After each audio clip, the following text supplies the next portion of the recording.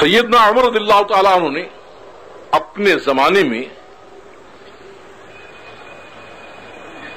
ایران و فارس کی طرف جو فوج بھیجی، پوری منظم حکومت کے مقابلے میں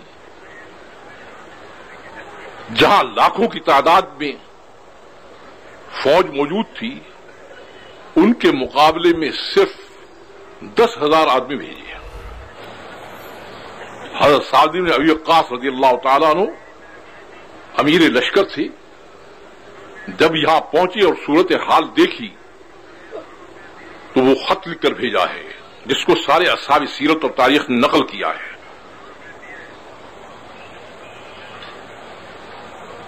وہ خط بھیجا ہے، خط کا مضمون یہ ہے: ارسلتنی فی 10,000، کہ آپ نے مجھے صرف 10,000 کا لشکر دے کر بھیج دیا ہے، میرے مقابلے میں 1.5-2 لاکھ فوج اتری ہوئی ہے۔ اگر آپ یہ چاہتے ہیں کہ مسلمان غالب ہوں تو مدینہ منورہ سے لگاتار ریزرو فوج بھیجنے کی ضرورت ہے، جیسے وہ اپنی فوج کی امداد کے لیے مسلسل بھیج رہے ہیں۔ یہ حضرت سعد بن وقاص کا خط ہے جو پوری سیرت اور تاریخ کی کتابوں میں محفوظ ہے۔ اب دربار خلافت سے اس کا جواب سنیے، جس جواب کے متعلق اصحاب سیرت متفق ہیں یہ کہ عمر کا خط نہیں ہے، بلکہ قیامت تک اس امت کی قسمت کا نظام اس میں بتا دیا انہوں نے۔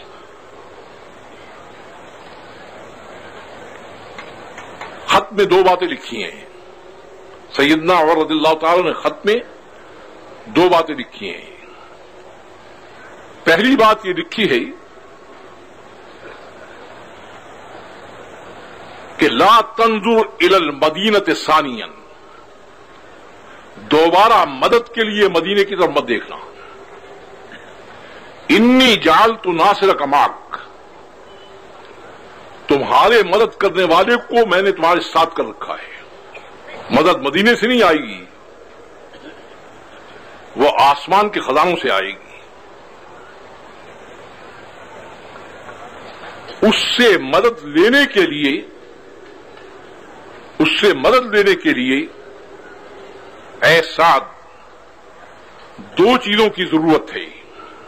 پہلی چیز کیا ہے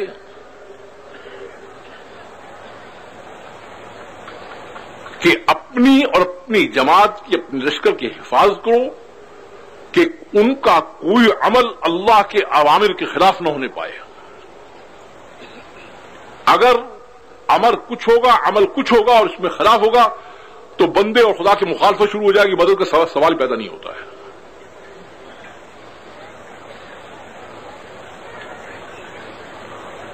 احفظ انت ومن معك ان يخالفوا اعمال من اوامر اللہ سبحانہ وتعالی۔ مخالفت اگر شروع ہو جائے گی اوپر والے سے تو مدد کہاں سے آئے گی پھر؟ اور یہاں روز اللہ کے حکم ٹوٹ کر کہتے ہیں اللہ مدد فرما، وہ مدد کہاں سے آئے گی؟ وہ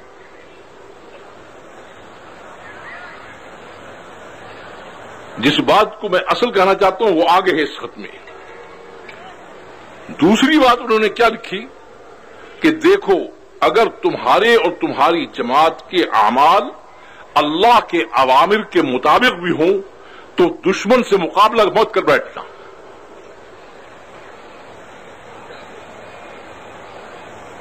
تمہارے اور تمہاری جماعت کے اعمال اگر اوامر الہی کے مطابق بھی ہوں تو تب بھی مقابلہ مت کر بیٹھنا۔ حضور اکرم صلی اللہ علیہ وسلم نے اللہ کا وہ نظام بتایا ہے، وہ میں تمہیں لکھ رہا ہوں یاد دہانی کی طرف۔ اور وہ نظام کیا ہے؟ اپنے میں سے 10 آدمی، 10,000 میں سے 10 آدمی چنو، وہ جا کر کسریٰ کے دربار میں اس کو دین کی، اسلام کی دعوت دیں۔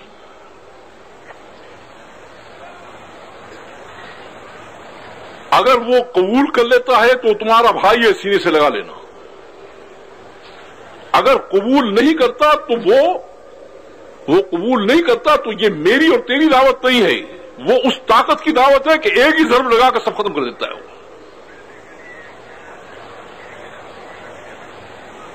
پھر تمہارا مقابلہ نہیں ہوگا، جس کی دعوت کا انکار کر رہا ہے وہ براہ راست مقابلے پر آ جائے گا، تم تو بیچ میں ویسے کھڑے ہوگی. اور جب انسان کا اور اللہ کا مقابلہ ہو فاللہ هو الغالب، تو اللہ یقینی غالب ہے، انسان کا وہاں سوال ہی پیدا نہیں ہوتا.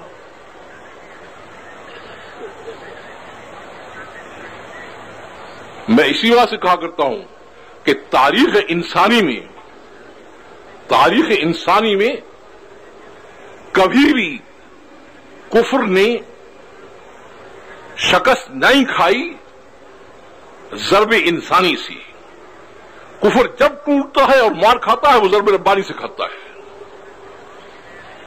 وہ اللہ کے مارے ہوئے جو ہوتے ہیں، پیچھے والے ان کو مارتے رہتے ہیں تو وہ سمجھتے ہیں کہ شاید ہم کچھ کر رہے ہیں. اور ضرب ربانی کے لیے شرط ہے